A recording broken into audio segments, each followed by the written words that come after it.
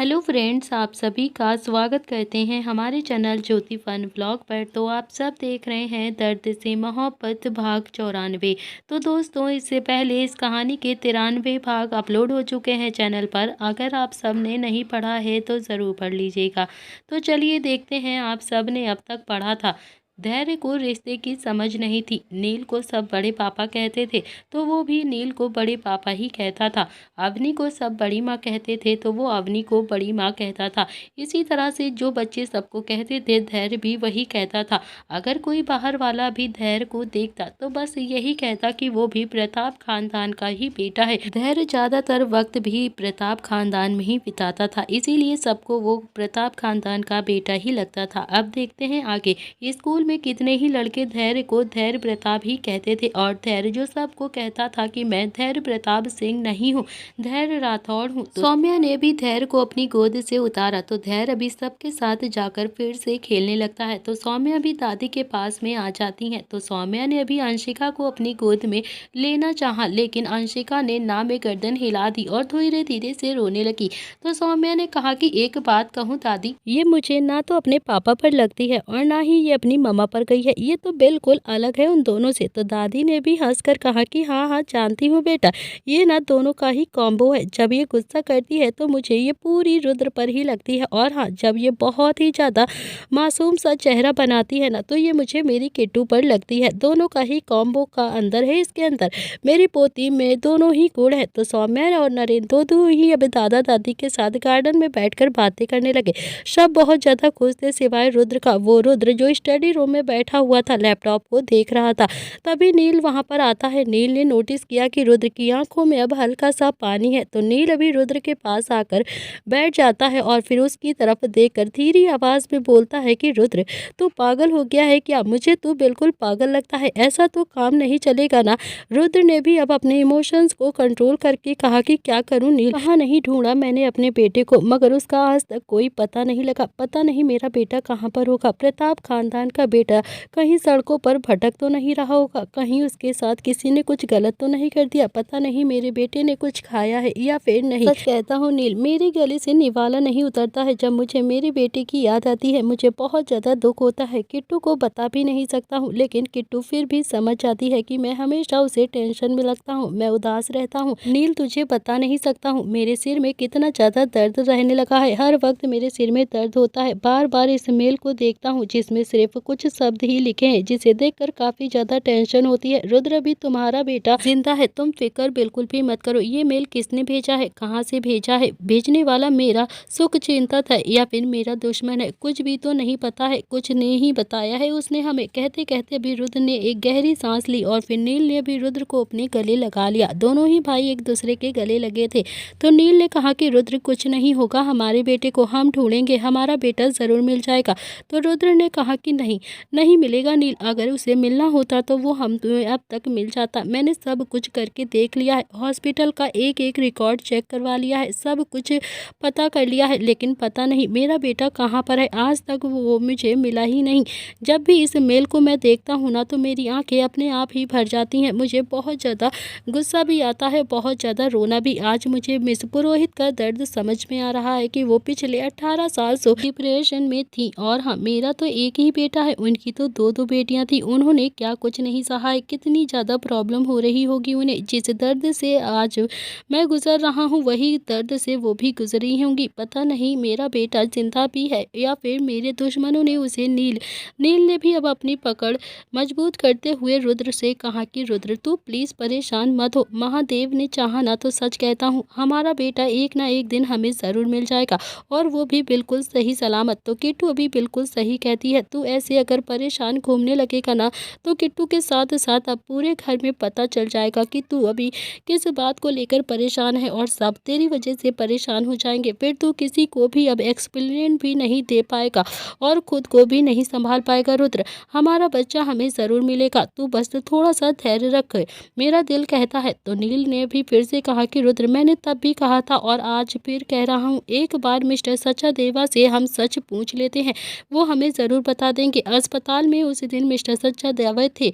तो रुद्र ने कहा कि हाँ मिस्टर सचादेवा को पैरालाइज हो गया है, तो हम उससे कैसे पता चलेगा? उनकी आवाज़ भी चली गई है, वो व्हील चेयर पर है। मैं उनसे कई बार मिलकर आ चुका हूँ, लेकिन वो बात करने की हालत में ही नहीं है, तो वो मुझे क्या ही बताएंगे। वो तो खुद भी अब कुछ नहीं बोल पाते हैं, बस एक सुनसान से कोमा की तरह बैठे रहते हैं। तो नील ने कहा कि तुम्हें एक बार शोभित से बात करनी चाहिए।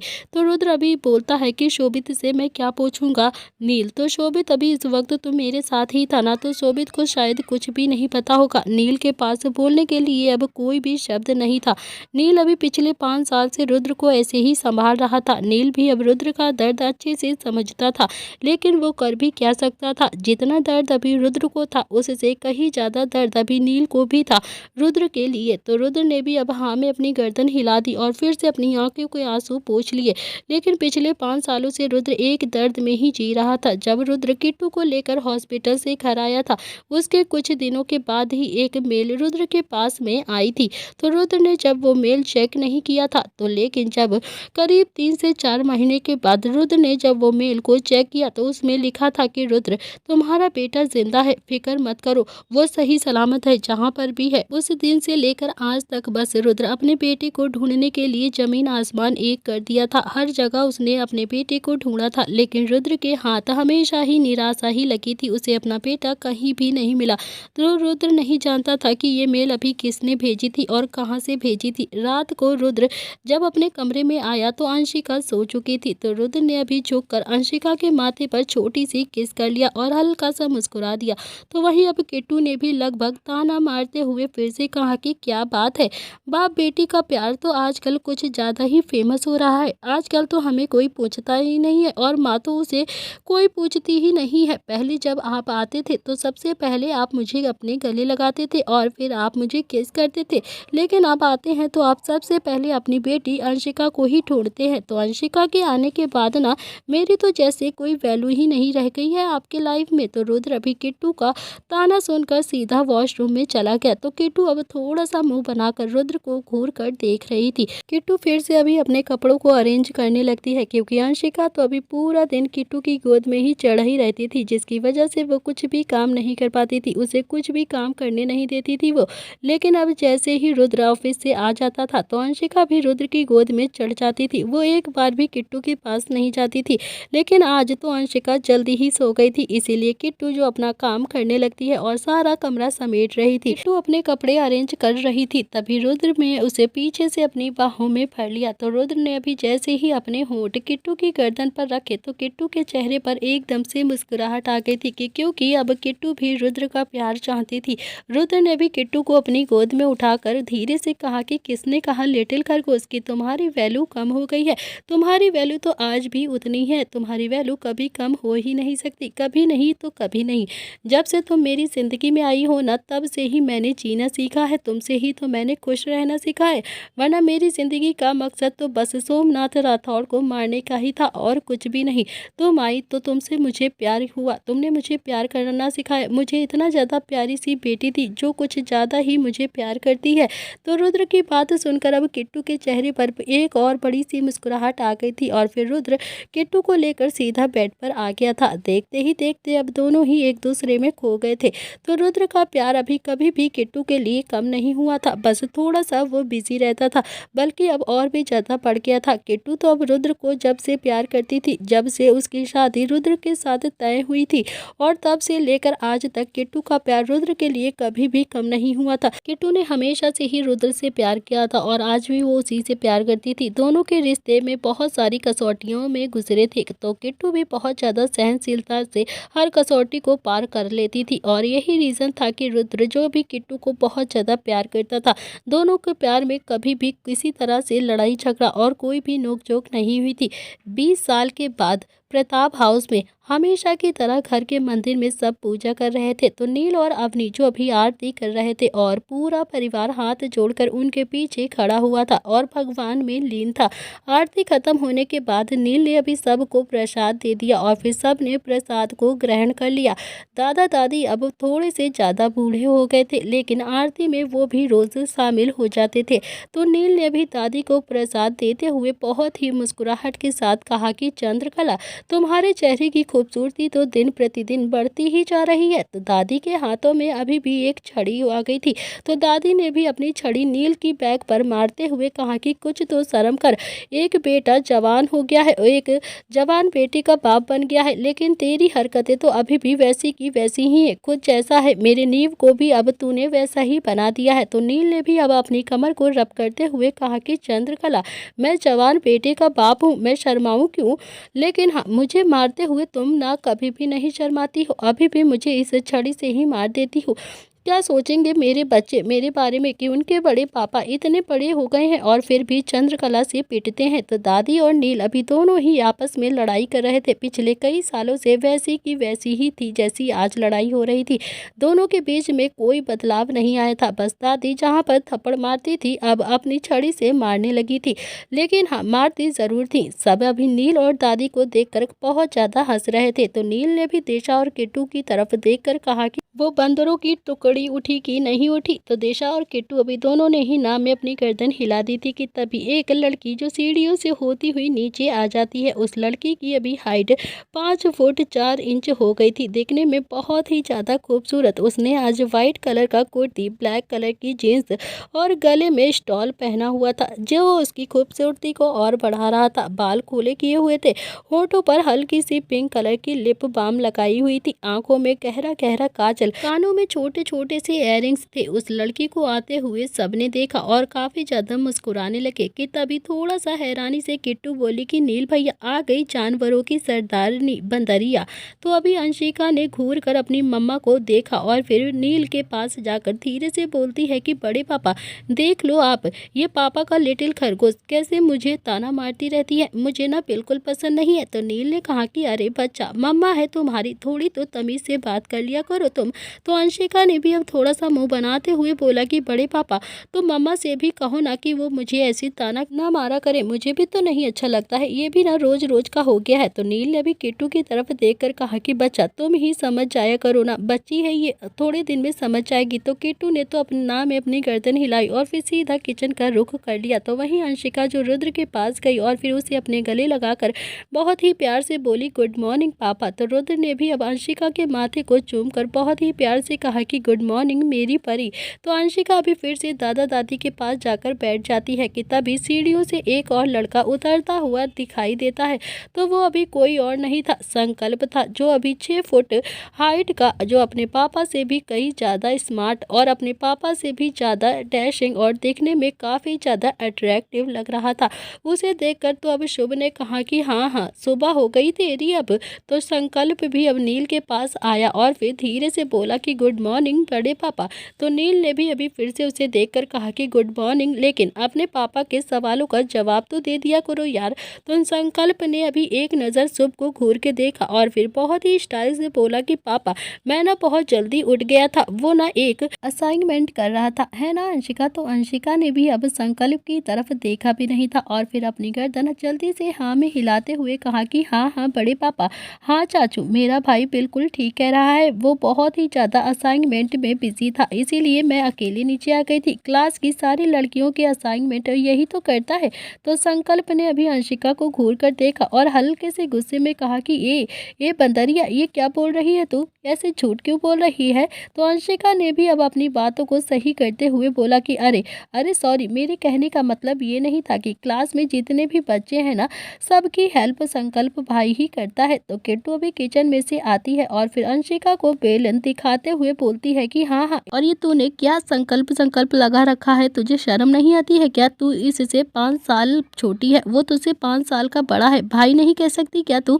अंशिका अपनी जगह से खड़ी होती है और फिर अपने कमर पर हाथ रखकर थोड़ा सा एटीट्यूड से बोलती है कि ये क्या बात है, मतलब बड़े का नाम नहीं लेते हैं क्या। किट्टू अभी गुस्से में बोलती है कि हाँ नहीं लेते हैं, तो आप भी पापा का नाम क्यों लेती हो, जरा मुझे ये तो बताओ। तो अंशिका ने भी अब दूसरा सवाल किट्टू से किया। तो किट्टू अपने दांत पीसते हुए बोलती है कि रुद्र, मैं आपको बता देती हूँ, ये लड़की किसी का भी घर नहीं बसाएगी। जब देखो बस बहस ही करती रहती है, अपनी बात मनवा लेती है। इसे आप कुछ सिखाते क्यों नहीं हो? आपको तो कुछ सिखाना चाहिए इसे। छोटे पैंथर का नाम छोड़कर ये सब का नाम लेती है, जैसे ये घर की दादी हो गई हो। तो रुद्र तो अभी माँ बेटी को देख रहा था और फिर उसके चेहरे पर एक मीठी सी मुस्कान आ चुकी थी।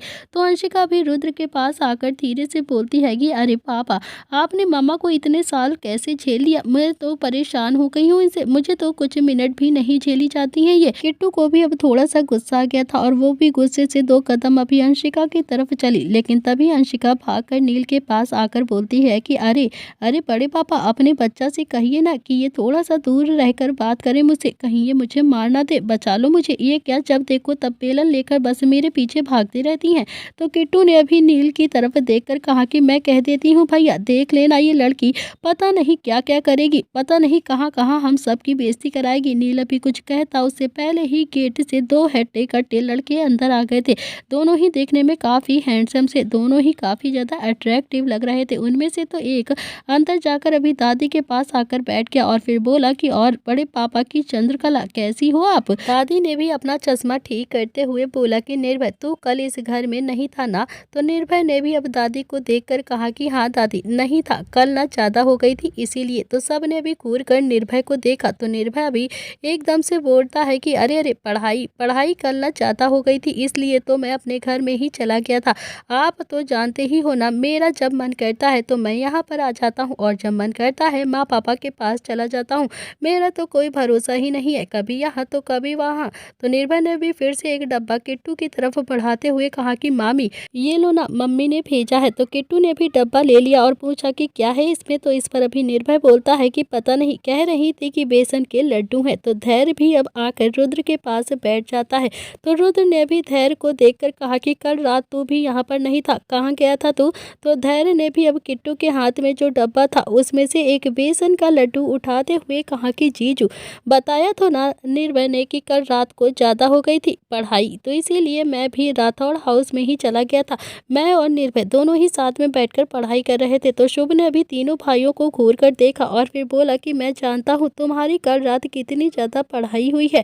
जिस दिन मैंने तुम तीनों को मैंने पढ़ते हुए रंगे हाथों पकड़ लिया ना, तो उस दिन तुम्हारी वहीं पर मैंने सुताई न की ना, तो मेरा नाम भी शुभ प्रताप सिंह नहीं, समझे बेटा? तुम तीनों बहुत ज़्यादा ही पढ़ाई करते हो ना, इसलिए टॉप आते हो इस कॉलेज में। अब देखता हूँ तुम तीनों का रिजल्ट कैसा आता है। अब इस बार अगर रिजल्ट ठीक नहीं आया ना, तो तब बताता हूँ तुम्हारी पढ़ाई को मैं। तो दिशा ने कहा कि अच्छा अच्छा ठीक है, बच्चों को बाद में बता लेना, अब आप चलो नाश्ता तो कर लो पहले। तो सब अभी डाइनिंग टेबल पर बैठकर नाश्ता करने लगते हैं कि तभी निव्यांश भी गेट से अंदर आया। तो निव्यांश को देखकर अवनी के चेहरे पर भी हल्की सी मुस्कुराहट आ गई थी। निव्यांश भी अब सीधा आया और फिर अवनी के गले लगकर बोलता है कि गुड मॉर्निंग मम्मा, आप ना मेरा ही वेट कर रही थी ना? तो अवनी ने भी अब निव्यांश को बहुत सारा प्यार किया और फिर बोली कि तू ठीक तो है ना? तो नाश्ता किया तूने या फिर नहीं? चल बैठ, तुझे नाश्ता करवा देती हूँ। और कहते कहते अवनी की आंखें एकदम से नम हो गई। तो निव्यांश ने अभी अवनी को कसकर गले लगाकर कहा कि अरे मम्मा, इसीलिए तो नहीं आता हूँ, जब देखो बस आंखें ही गीली कर लेती हो आप मुझे देखकर।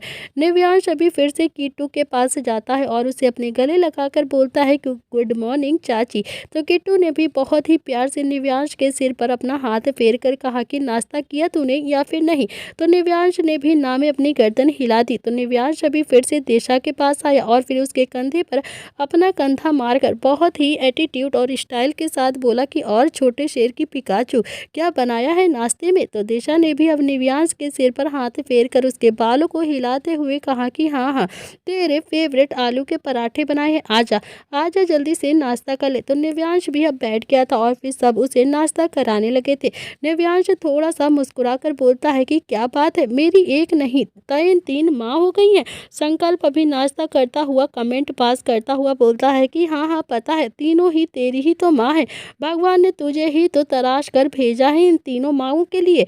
तो संकल्प ने अभी फिर से निर्भय और धैर्य की तरफ देखकर कहा कि हम तीनों को तो भगवान ने बस ठेके पर दे दिया है। इन तीनों लोगों के पास ठेके वाले ने ढंग से डेवलप भी नहीं किया और ज़मीन पर फेंक दिया हमें।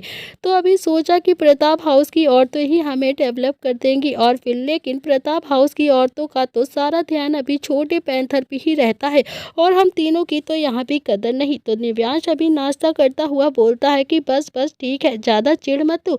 थोड़ी देर में ही अभी सब ने नाश्ता कर लिया था और फिर सब ऑफिस के लिए निकल गए थे। तो निव्यांश ने अभी ऑफिस ज्वाइन कर लिया था। तो वहीं संकल्प, अंशिका, धैर्य, निर्भय चारों ही अभी कॉलेज जाते थे पढ़ने के लिए। चारों ही अब कॉलेज के लिए निकल चुके थे। वहीं निव्यांश जो अभी ऑफिस के लिए निकल चुका था।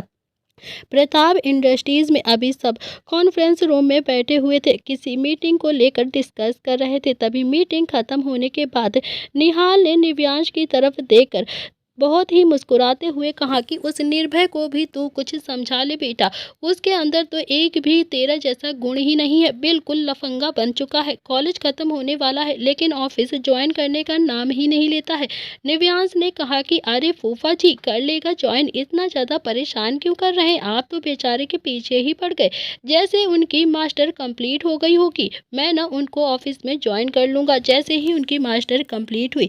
रुद्र ने भी हंसकर कहा कि मुझे तो लगता है धैर्य भी हमारा ही ऑफिस ज्वाइन कर लेगा, क्योंकि वो तो अभी उनके बिना रह ही नहीं पाता है, हम चारों बच्चों के साथ ही रहता है। तो नील ने भी अब फाइल का पेज पलटते हुए कहा कि हाँ हाँ, वो सारे जीव जंतु एक साथ ही रहते हैं ना, तो धैर्य क्यों पीछे रहेगा। तभी शुभ का भी फोन वाइब्रेट होता है और फिर शुभ ने एक कॉल रिसीव किया। कॉल रिसीव करने के बाद शुभ ने सबकी तरफ देखकर थोड़ा सा हिचकिचाते हुए कहा कि यार हम जो माल खरीदने के लिए सोच रहे हैं ना, उस माल का ऑनर अभी इंडिया आया हुआ है, तो चलो ना आज चलकर हम उसकी डील फाइनल कर लेते हैं और आज ही सारी चीज़ें फाइनल करके ये डील पक्की करते हैं। तो नील ने भी फाइल बंद करते हुए कहा कि हाँ हाँ तुम सब चले जाओ, डील फाइनल हो जाएगी तो ठीक है, नहीं हुई तो कोई बात नहीं, अपना पैसा कहीं और इन्वेस्ट कर लेंगे। तो रुद्र ने भी नील की चुटकी लेते हुए कहा कि हाँ हाँ क्यों नहीं, तू क्यों नहीं जा रहा है हमारे साथ, तू भी चलना हमारे साथ। तो नील ने कहा कि नहीं यार, कमर में बहुत ज़्यादा दर्द हो रहा है। तो रुद्र बोला कि अच्छा मतलब तुझे बुढ़ापा आ गया है इसीलिए ना।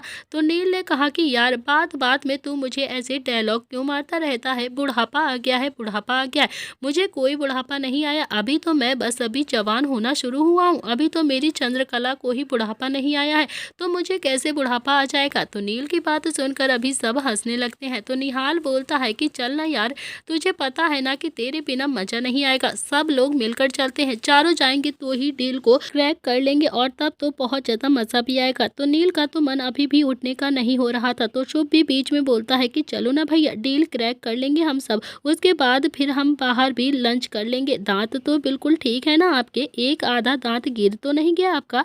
तो नील ने भी अब घूर कर शुभ को देखा और फिर बोला कि हाँ हाँ मैं बिल्कुल ठीक हूँ, मेरी उम्र में अभी फिल्म स्टार शादी करते हैं समझा तू, और मेरा तो एक जवान बेटा भी है समझा, एक तो क्या मेरे। तो तभी नील ने फिर से अपनी उंगली को पॉइंट करके शुभ की तरफ देखते हुए कहा कि मेरे तो 5 बच्चे हैं। तो शुभ भी हंसता हुआ बोलता है कि हाँ हाँ मैं जानता हूँ, आप ना पांडवों के पिता हो, और फिर प्लीज़ चलिए ना अब चलकर साथ में डील क्रैक कर लेती हैं। तो सबका भी इतना ज़्यादा फोर्स करने पर नील भी तैयार हो गया था और फिर पांचों गाड़ियों में बैठकर एक मॉल के बाहर आकर रुक जाते हैं और थोड़ी देर में ही वो पांचों मॉल के रेस्टोरेंट में उस मॉल को खरीदने के लिए डील कर रहे थे।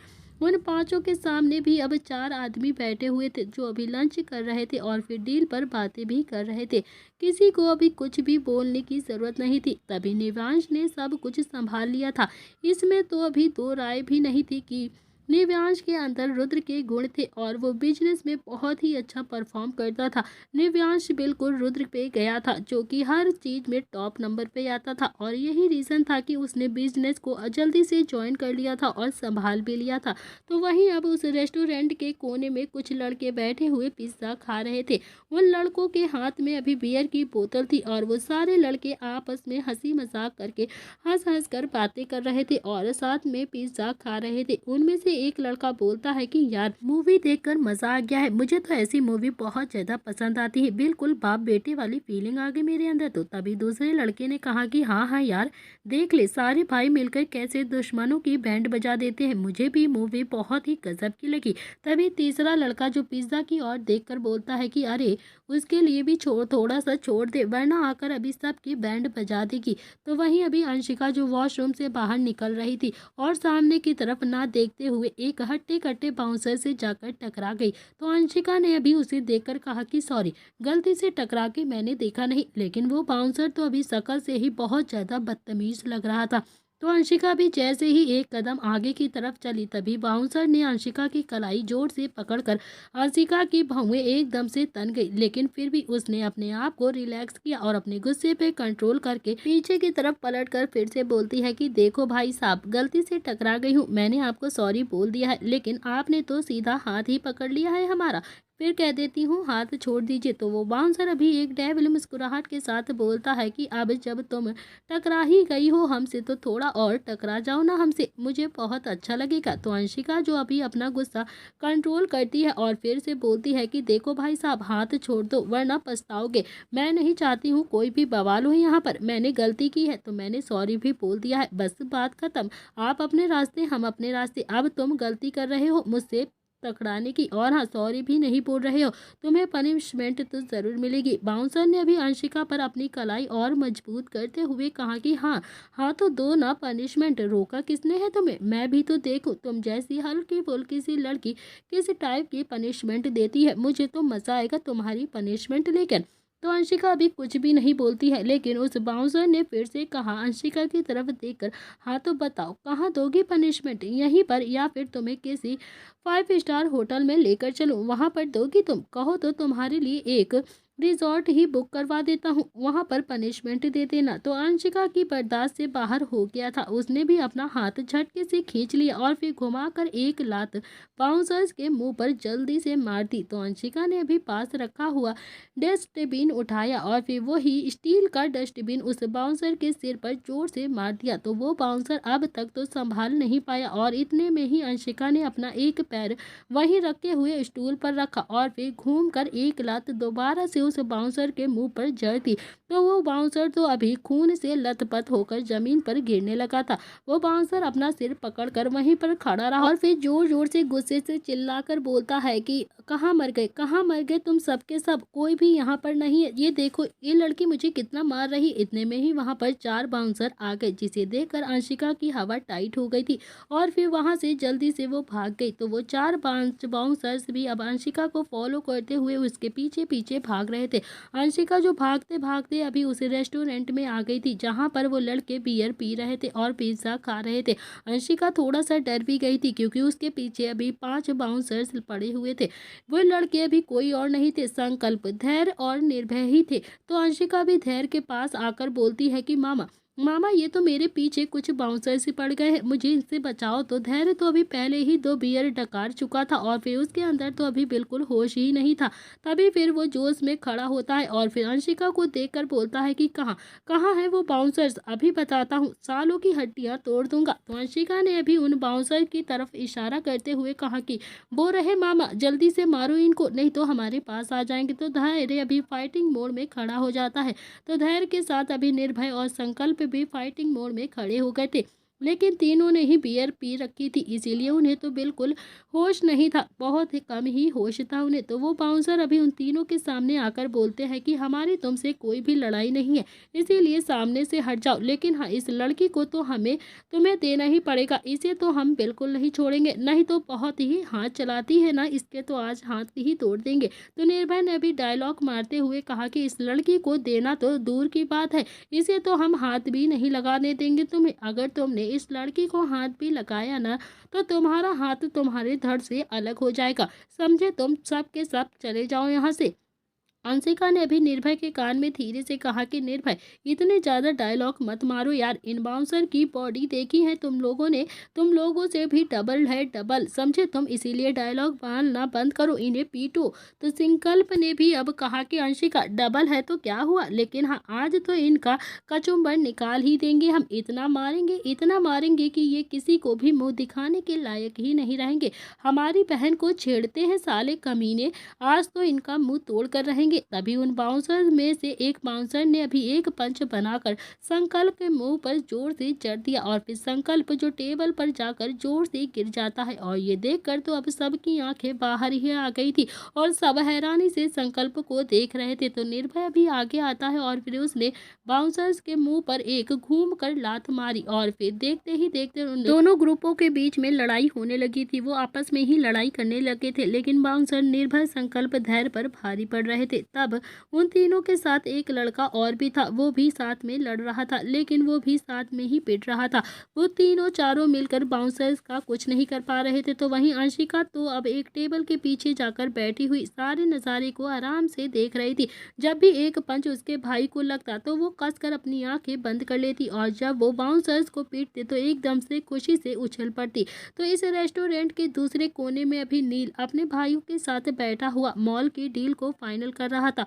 वो सभी बैठकर अभी अपने डील को बहुत ज़्यादा अच्छे से डिस्कस कर रहे थे। लंच खत्म करने के बाद निवांश की नज़र अभी उस झगड़े पर जाती है, जिसे देखकर निवांश की आंखें अभी बड़ी हो गई थी और हैरानी से मुंह खुला का खुला रह गया था। और उसने अपनी हथेली अपने माथे पर रगड़कर मारकर कहा कि यार, अब इन जीव जंतुओं को पूरा राजस्थान छोड़कर बस यही मॉल मिला था पिक्चर देखने के लिए।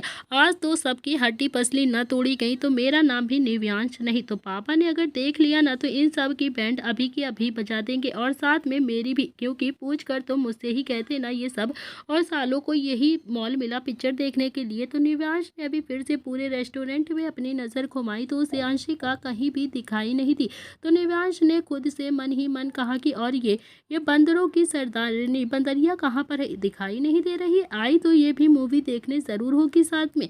तभी निव्यांश की नज़र अभी एक टेबल के पीछे जाती है जहाँ पर अंशिका जो चुपचाप से बैठी हुई लड़ाई के नज़ारे को देख रही थी। निव्यांश ने भी अपने दांतों को पीसते हुए अपने मन ही मन खुद से कहा कि यार, एक ये लड़की है ना, बिल्कुल भी नहीं डरती है, इसे तो किसी से डर ही नहीं लगता है। कैसे इन जानवरों के साथ रह रहकर ये भी शेरनी हो गई है, शेरनी बिल्कुल लड़कों जैसी होती जा रही है, इसका भी कुछ करना पड़ेगा। तो निव्यांश को अभी अंदर ही अंदर थोड़ी सी टेंशन भी हो गई थी, कहीं उसके पापा और उसके चाचू उन सब को ऐसे लड़ते हुए देख ना ले। देख तो वो सब कुछ रहे थे, लेकिन उन्होंने अपने बच्चों को अभी तक पहचाना नहीं था। उन सब ने देख लिया था कि किसी का झगड़ा हो रहा है, मगर किससे हो रहा है अभी किसी को नहीं पता था। तभी निव्यांश ने नील की तरफ देखकर कहा कि पापा डील तो फाइनल हो गई है ना, बाकी की फॉर्मेलिटी हम आकर कर लेंगे, चलिए ना चलते हैं यहाँ से, अब हमें थोड़ा सा कुछ और भी काम कर लेना चाहिए। तो नील ने कहा कि अरे छोटे पैंथर, जब इतनी देर से बैठे हैं तो थोड़ी देर और बैठने दो ना, आज ही फुल एंड फाइनल कर देते हैं, रोज रोज कौन आएगा मीटिंग करने के लिए। निव्यांश ने अभी फिर से नील की तरफ देखते हुए कहा कि अरे पापा, यहाँ पर झगड़ा हो रहा है ना, और कहते हैं ना कि जहाँ पर झगड़ा होता है वहाँ पर शुभ काम नहीं करना चाहिए, इसीलिए चलिए ना पापा यहाँ से चलते हैं, हम कल आकर कर लेंगे। तो नील को अब निव्यांश की बातों में थोड़ी सी गड़बड़ लग रही थी और फिर निव्यांश जो समझ भी गया था कि निव्यांश ने रुद्र की तरफ देखकर कहा कि अरे अरे चाचू, आज तो हमारी इम्पोर्टेंट सिंघानिया ग्रुप के साथ भी तो मीटिंग है ना, तो आप शायद भूल गए हैं, चलिए ना चलते हैं यहाँ से, अब हमें यहाँ पर ज़्यादा रुकना नहीं चाहिए। तो निव्यांश के इतना ज़्यादा कहने के बाद भी वो चारों अभी कुर्सी पर ऐसे के ऐसे ही बैठे रहते हैं, बल्कि चारों ही अब उस लड़ाई को गौर से देखने लगते हैं जिस लड़ाई में उन्हें अपने बच्चे पहचान में नहीं आ रहे थे, बल्कि वो तो बहुत दूर से आराम से लड़ाई कर रहे थे। अचानक ही उन लड़कों में से संकल्प आकर रुद्र और नील की टेबल पर गिर जाता है। तो संकल्प को देखकर अभी चारों भाइयों की आंखें खुली की खुली रह गई थी। तो वहीं निव्यांश ने तो अब कसकर अपनी आंखें बंद कर ली थी, क्योंकि वो जानता था कि अब तो इन चारों को कोई बचा ही नहीं सकता है। तो नील ने भी अब संकल्प को देखकर अपनी आंखें झपकाते हुए कहा कि तुम तो, इतने में ही संकल्प उठ गया और फिर बोला कि मैं आपका बेटा नहीं हूँ, मैं तो कोई और हूँ। इतना कहकर संकल्प अभी वापस से उन बाउंसर्स के पास गया और फिर उन सब से लड़ने लगा। तो चारों भाइयों को अब समझते देर नहीं लगी कि उनके बच्चे यहाँ पर किसी के गली के गुंडे की तरह ही लड़ रहे हैं और वो किसी का झगड़ा नहीं, उन्हीं के बच्चों का हो रहा है। जो लोग अभी डील करने के लिए आए थे उनमें से एक आदमी ने अभी शुभ की तरफ देखकर कहा कि शायद ये आपका बेटा है ना। शुभ ने अभी उस आदमी की तरफ देखते हुए कहा कि आपको दिखाई कम देता है क्या, ये मेरा बेटा नहीं है, ये तो कोई और है, ये मेरा बेटा संकल्प तो बिल्कुल नहीं हो सकता, मेरा बेटा तो कॉलेज गया हुआ है पढ़ने के लिए, आपको पता है ना कि वो मास्टर कर रहा है, जब उसकी मास्टर खत्म हो जाएगी तो वो भी हमारे साथ ऐसे ही बिजनेस को ज्वाइन कर लेगा। मेरे बच्चे ऐसे सबसे लड़ाई थोड़ी ना करते घूमते हैं। तो शुभ ने अभी उस आदमी को तो जवाब दे दिया था, लेकिन अंदर ही अंदर उसने अभी ये ठान लिया था कि आज वो संकल्प का संकल्प बनाकर ही छोड़ेगा। आज तो वो संकल्प को फोड़ ही डालेगा, उसे इतना मारेगा कि उसका सिर जरूर फोड़ देगा। तभी थोड़ी देर के बाद धैर्य जाकर उनकी टेबल पर गिरता है। फिर धैर्य को देखकर अभी फिर से सबकी आंखें बड़ी हो गई थी।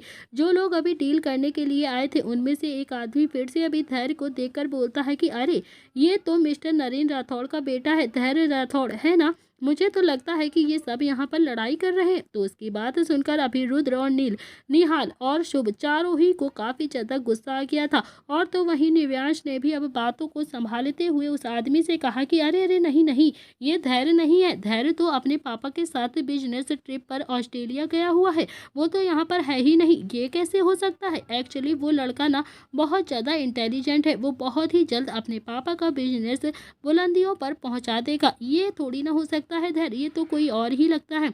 इतने में ही अभी धैर्य को एक बाउंसर ने पंच मारा, जिसे देखकर निव्यांश ने अपनी आंखें कसकर और भी ज्यादा बंद कर ली और मन ही मन कहा कि यार, ये चारों जीव जंतुओं तो अपने जान पर खेल रहे हैं। तभी निर्भय जाकर निहाल के ऊपर गिरता है। तो निहाल का तो अब गुस्सा बढ़ गया था। उसने निर्भय के बालों को पकड़कर हिलाते हुए गुस्से से कहा कि किसके बेटे हो तुम, किसके बेटे हो तुम? जाओ यहाँ से, गुंडों की तरह ऐसे लड़ रहे हो तुम, शर्म नहीं आती है तुमको? पता नहीं तुम्हारे माँ बाप ने क्या सिखाया है तुम्हें? माँ बाप ने तुम्हें पढ़ने के लिए भेजता है और फिर तुम यहाँ आकर मार पिटाई करते हो, शर्म नहीं आती? तो निर्भय ने तो अब जैसे तैसे अपने पापा से अपने बाल छुड़वाए और फिर जल्दी से वहां से भाग गया। तो चारों ही भाई अभी गुस्से में निव्यांश को घूर कर देख रहे थे कि क्योंकि चारों ही अच्छे से जानते थे कि निव्यांश से वो पूछे बिना ये जीव जंतु कुछ भी नहीं करेंगे। बिना जीव जंतु अभी निव्यांश की परमिशन से कुछ नहीं करते थे। तो निव्यांश खुद को बचाने के उपाय सोच रहा था, तो ऊपर से वो अपने भाइयों को पीटते हुए भी देख रहा था। तो निव्यांश अभी सिचुएशन को कैसे हैंडल कर रहा था बस वही जानता था और कोई नहीं। तो रुद्र ने भी अब अपने दांत पीसते हुए निव्यांश की तरफ देखकर कहा कि छोटे पहनतर, आज तो इन्हें मुझसे कोई भी नहीं बचा सकता है, कोई भी नहीं, ना तुम्हारे पापा, ना तुम्हारे चाचू और ना ही तुम्हारे फूफा। आज तो इन चारों का मुंह ना तोड़ा मैंने ना तो मेरा नाम भी रुद्र प्रताप सिंह नहीं। तो निव्यांश ने अपने भाइयों को सपोर्ट करते हुए बहुत ही एटीट्यूड के साथ कहा, अरे चाचू, बच्चे हैं ये सब। तो रुद्र भी अभी फिर से दांत पीसता हुआ बोलता है कि ये बच्चे यहाँ पर गली के गुंडों की तरह लड़ रहे हैं, हमारी बेइज्जती करा कर रख दी है। हम इन्हें कॉलेज पढ़ने के लिए भेजते हैं या फिर ये सब कुछ करने के लिए, बोलो तुम? तो रुद्र ने भी अब अपनी बात खत्म नहीं की थी कि उससे पहले ही शुभ बीच में बोलता है कि छोटे पैंथर, गली के गुंडों की तरह ऐसे आपस में लड़ रहे हैं, बाउंसर्स से इतना ज्यादा पीट रहे हैं, इन्हें तो शर्म ही नहीं आती है? ऐसे पीटते हुए नाम खराब करके रखा हुआ है पूरा प्रताप खानदान का। हमको देखो, कभी भी आज तक किसी से पीटे नहीं, ऊपर से और सबको पीट कर ही आए हैं, शर्म नहीं आती है? उस बाउंसर्स को संकल्प ने सिर्फ अभी तक 2 पंच ही मारे हैं, वो इसे 4 पंच मार चुका है। और ये धैर्य कितने धैर्य से आराम से पीट रहा है बाउंसर से। और हाँ, ये निर्भय, इसे तो देखो, पंच मारने से पहले 4 बार सोचता है। ये लगता है कि कल इसे ट्रेनिंग जरूर ही देनी पड़ेगी, कल मैं इनकी ट्रेनिंग लूंगा, वरना ये तो बस हर बार पीट कर आ जाएंगे घर पर, हर बार पूरा प्रताप खानदान का घर ही बेकार करेंगे। शुभ की बात सुनकर रुद्र, नील और निहाल ने गुस्से में अभी शुभ को घूर कर देखा। तो शुभ भी अपनी बात को एकदम से पलटता हुआ बोलता है कि अरे अरे, मेरे कहने का मतलब ये है कि ये घर पर आएंगे ना तो मैं इन्हें अच्छे से बताऊंगा कैसे बदतमीजी कर रहे हैं ये सब यहाँ पर आकर, कैसे सबसे लड़ाई कर रहे हैं, इन्होंने तो पूरा नाम ही खराब करके रखा है। तो निव्यांश को तो अब अपनी चिंता हो रही थी कि वो भी जानता था कि इन सब का सरदार वो नहीं है, अंशिका है। अंशिका बेचारी तो बस ऐसे ही खामखा बदनाम है, बाकी वो सारे आदि मानव हमेशा ही निव्यांश से ही पूछकर कहीं जाते थे। तो निव्यांश अभी जैसे तैसे अपने पापा और चाचू को खींचकर उस रेस्टोरेंट से बाहर लेकर आ गया था, मगर कहीं ना कहीं निव्यांश जो अभी काफी ज्यादा डर रहा था अपने बाल नुचवाने के लिए, उन सबको गाड़ी में बैठाता हुआ बोलता है कि मैं हूं ना चाचू, मैं देख लूंगा, आप सब परेशान मत होइए, आप सब घर जाइए, मैं जल्दी ही घर आ जाऊंगा इन सबको लेकर। रुद्र ने भी एक गुस्से भरी नजरों से निव्यांश को देखा। तो निव्यांश भी धीरे से बोलता है कि सच कहता हूँ चाचू, आपको कुछ भी कहने की जरूरत नहीं पड़ेगी, मैं हूँ ना, मैं ही इन्हें मार मार कर भरता बना दूंगा, आप खुद ही देख लेना, मुझ पर थोड़ा सा तो विश्वास कीजिए। और अब अगर ये कॉलेज खत्म होते हुए ऑफिस नहीं ज्वाइन करेंगे ना तो फिर देख लीजिएगा आप, मैं खुद ही इनको ऑफिस ज्वाइन करवाऊंगा। जिस मैंने भी नहीं किया ना उसे मैं खुद ही आपके सामने मारूंगा, आप खुद ही देख लेना। तो रुद्र ने भी अब अपने गॉगल्स अपनी आंखों पर चढ़ाते हुए कहा कि हाँ हाँ जानता हूँ तू कितना ज़्यादा मारेगा इन जीव जंतुओं को, वो तो मुझे अच्छे से पता है, तेरे ही बिगाड़े हुए तो हैं ये जीव जंतु। अब मेरा मुंह मत देख, समझा? मैं जानता हूँ कि तू हमें इसीलिए भेज रहा है कि ताकि तू खुद जाकर उन्हें बचा सके, समझा? जा जा चल जा, इससे पहले कि वो अपनी आंख नाक मुंह सब कुछ तुड़वा ले, जाकर बचा अपने जीव जंतुओं को, वरना जब वो सब घर आएंगे ना तो तब मैं और नील उन सब को छोड़ेंगे नहीं। इतना मारूंगा कि सबको लटका दूंगा मार मार के। तो निव्यांश ने भी जल्दी से हाँ में अपनी गर्दन हिला दी और बिल्कुल किसी मासूम बच्चे की तरह। और फिर तभी निहाल भी अब गाड़ी में बैठता हुआ बोलता है कि हाँ, और उस निर्भय से भी कह देना कि घर ना आए, अगर वो घर पर आ गया ना तो आज ही उसे अपनी जायदाद से बेदखल कर दूंगा, एक फूटी कौड़ी नहीं दूंगा, उसे कटोरा लेकर सड़क पर बैठा दूंगा। साले से कह देना मेरे घर आने की जरूरत नहीं है, फिर हमेशा हमेशा के लिए प्रताप हाउस में ही रह लेगा वो, मुझे उसकी जरूरत नहीं है। और फिर अगले ही पल निहाल ने भी निर्भय की एक्टिंग करते हुए कहा कि पापा मैं तो मास्टर डिग्री करके ऑफिस जल्दी से ज्वाइन कर लूंगा, आपको बहुत ज्यादा सपोर्ट करूंगा, हमेशा आपकी रिस्पेक्ट करूंगा। और यहाँ देखो कैसे गली के गुंडों की तरह लड़ रहा है, आपका बिजनेस अच्छे से बुलंदियों पर पहुंचाऊंगा, देख रहा हूँ, देखा ना मैंने अंदर कितनी बुलंदियों पर मेरा बिजनेस को ये पहुंचाने की प्लानिंग चल रही है। यहाँ पर मैंने तो बहुत ज्यादा टेंशन करे, मैंने कौन से बुरे कर्म करे थे जो मुझे ये मिला। छोटे पैंथर सच कहता हूँ, मेरे हाथ लग गया ना निर्भय तो सच कहता हूँ 10 दिन तक कॉलेज नहीं जा पाएगा ये, इसीलिए इसे अच्छे से समझा देना तुम। तो निव्यांश ने भी अपने दोनों हाथ निहाल के सामने जोड़कर कहा कि हाँ हाँ फूफा जी पक्का, अब आप जाइए तो सही, मैं उसे अच्छे से समझा दूंगा, लेकिन आप सब ऐसे रिलैक्स होकर घर चले जाएंगे तब ना। तो निव्यांश ने भी फिर से शुभ की तरफ देखा और फिर बोला कि अब आपको भी कुछ कहना है तो जल्दी से कह दीजिए, नहीं तो मेरे जीव जंतुओं का हाथ मुंह टूट जाएगा। तो शुभ ने कहा कि और उस धैर्य को भी समझा लियो कि अगर ससुर जी को उसकी हरकतों के बारे में पता चल गया ना तो सच में उसे हमेशा के लिए ऑस्ट्रेलिया ही भेज देंगे और सासू माँ कान पकड़ कर मारेंगी, वो भी बहुत ही अलग तरीके से। इसकी रिस्पॉन्सिबिलिटी भी उसके माँ बाप ने हमें ही देकर चले गए हैं। और ये देखो यहाँ पर कैसे गुंडों की तरह उन बाउंसर से लड़ रहा है, उन बाउंसर ने इन लोगों को इतना मारा है तो लड़ भी नहीं रहा है, बाकी पीट रहा है उन बाउंसर से। तो निव्यांश ने भी अब चारों की तरफ अपने हाथ जोड़कर कहा कि अरे प्लीज़ आप लोग चले जाइए ना, आप लोग अब ऐसे यहाँ पर बहस क्यों कर रहे हैं, आप लोग जाएंगे तब तो मैं उन सबको बचा कर लाऊंगा ना। जो उसने जल्दी जल्दी से अपने पापा चाचा फूफा सबको गाड़ी में बैठा दिया और जल्दी से वहां से रवाना कर दिया। तभी निव्यांश जो गुस्से से पलटकर उसके चेहरे पर इस वक्त बहुत ज्यादा गुस्सा आ गया था, अपने भाई बहनों को पिटता हुआ देखकर उसने भी अपने बाजू को फोल्ड किया और फिर वो भी मॉल के अंदर रेस्टोरेंट की तरफ जाने लगा। रास्ते में उसे एक बड़ा सा डंडा दिखाई पड़ता है तो निव्यांश ने जल्दी से वो डंडा अपने हाथों में लिया और फिर आंखों में गुस्सा लिए हुए सीधा रेस्टोरेंट के अंदर आ गया। अगले ही पल उसने उस डंडे से एक बाउंसर्स की कमर पर जोर से मार दिया। तो तीनों ने ही अभी निव्यांश को वहां पर देखा तो उनकी आंखों में एकदम से चमक आ गई थी, जैसे अभी उनको कोई फरिश्ता दिख गया हो। तभी तीनों को अब पता चल गया था कि अब निव्यांश उस बाउंसर्स को छोड़ेगा नहीं, उन्हें बहुत मारेगा और उनका अब कुछ भी कोई नहीं कर पाएगा। आखिर निव्यांश के होते हुए उनके भाइयों का हाथ भी कैसे कोई लगा सकता था। तो निव्यांश ने अभी एक एक करके सारे बाउंसर्स की अच्छे से पिटाई शुरू कर दी थी। तभी एक बाउंसर ने उसके हाथों पर वो डंडा लेकर आया और साइड से फेंक दिया और फिर निव्यांश ने भी घुमाकर एक लात उस बाउंसर्स के मुंह पर जड़ दी।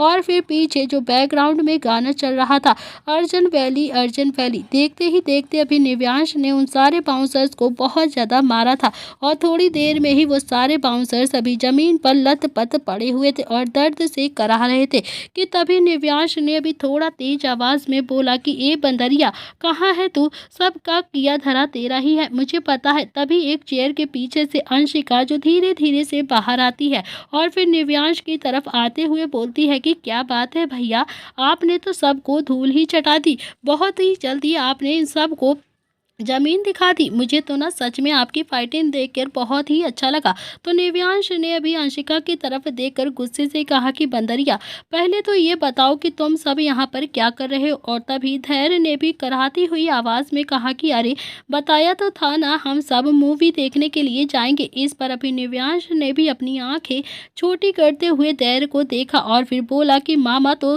तू चुप ही रहे, समझा। तू तुम्हें ना सारे राजस्थान में बस यही मॉल मिला था मूवी देखने के लिए। अब घर जाकर सबसे डांट खा लेना, मुझे ना बचा नहीं पाऊंगा तुम सबको। सबका मुंह एकदम से बन गया कि तभी निव्यांश ने उन तीनों के साथ जो लड़का था उसे अपना हाथ दिया। वो लड़का जो अभी जमीन पर पड़ा हुआ था, उसने निव्यांश का हाथ पकड़ लिया। तो निव्यांश ने अभी उस लड़के को उठाकर कहा कि और तुझे कहा था ना कि सबके सामने इनसे मत मिलकर रहा कर, इनसे दूर रहा कर, ये जीव जंतु तुझे भी जीने नहीं देंगे। आज अगर पापा ने देख लिया होता ना तो 10 सवाल पूछते हमसे, मैं सबको जवाब नहीं दे सकता हूँ। अब तुम सब जीव जंतु ही सबको जवाब दोगे, समझे तुम सब के सब। वो लड़का एकदम से उठ गया और फिर अपनी पैंट झड़कता हुआ बोलता है कि अरे मैं तो छुप गया था ना, मुझे किसी ने नहीं देखा है। तभी संकल्प ने अभी उस लड़के के कंधे पर हाथ मार कर कहा कि दच, तभी तो तू कम पिटा है ना, कि क्योंकि तुम तो छुप गए थे। दच ने कहा कि भाई मैं ना पीटता नहीं हूँ, मैं पीटता हूँ पीटता, तुम्हारी तरह दिन में नहीं पीटता हूँ मैं। दच वीरू और वृंदा का बेटा था। 5 फुट 11 इंच हाइट, देखने में बिल्कुल handsome, attractive body. Pratap brothers के साथ ऐसा ही लगता था कि जैसे प्रताप ब्रदर्स का सगा भाई होगा दक्ष भी। तो निव्यांश ने भी अंशिका का हाथ पकड़ा और उसे मॉल से बाहर लाते हुए बोला कि अब बहुत हो गया है, चलो यहाँ से। वैसे भी घर जाकर जवाब देना है तुम सबको। एक दक्ष ही है जिसे किसी को भी कोई जवाब नहीं देना पड़ेगा, बाकी हम सब की तो बैंड बजनी ही है, पक्की ही है, आज बैंड बजेगी सबकी। तो दक्ष भी अब निव्यांश के पीछे चलता हुआ बोलता है कि ऐसे कैसे, मुझे ना जवाब नहीं देना पड़ेगा। जिस दिन पापा या फिर बड़े पापा ने मुझे तुम सबके साथ ऐसे देख लिया ना, तो उसी दिन मुझे भी घर से निकाल देंगे सबके सब। और हाँ, सब बातें करते हुए अभी मॉल से बाहर जाने लगते हैं। वो लोग अभी मॉल के गेट तक ही पहुंचे थे कि तभी उन सब की आंखें एकदम से खोली की खोली रह गई। उन सब के सामने अभी 20 बाउंसर्स हाथ बांधे खड़े हुए थे, जिसे देखकर अभी निव्यांश ने अभी अपना माथा पीट लिया था। निव्यांश ने अभी घूम कर सबको देखा और फिर अपनी पकड़ अंशिका की कलाई पर टाइट करते हुए कहा कि भागो भागो, इन सब से तो मैं भी नहीं लड़ सकता हूँ, ये सब तो अभी हमको धूल चटा कर यहीं पर जिंदा काट देंगे। भागो सब, मैं किसी को नहीं बचा पाऊंगा। तो दोस्तों, इसी के साथ इस कहानी का आज का ये एपिसोड यहाँ पर समाप्त होता है। आपको कैसा लगा आज का एपिसोड, प्लीज़ कमेंट बॉक्स में ज़रूर बताइएगा। कहानी बहुत ही ज़्यादा मज़ेदार होने वाली है, उन चारों भाइयों से भी मज़ेदार कहानी अब होने वाली है। तो बहुत ही ज़्यादा इंटरेस्टिंग कहानी है, आप लोग प्लीज़ देखना मत भूलिएगा। मिलते हैं नेक्स्ट पार्ट में।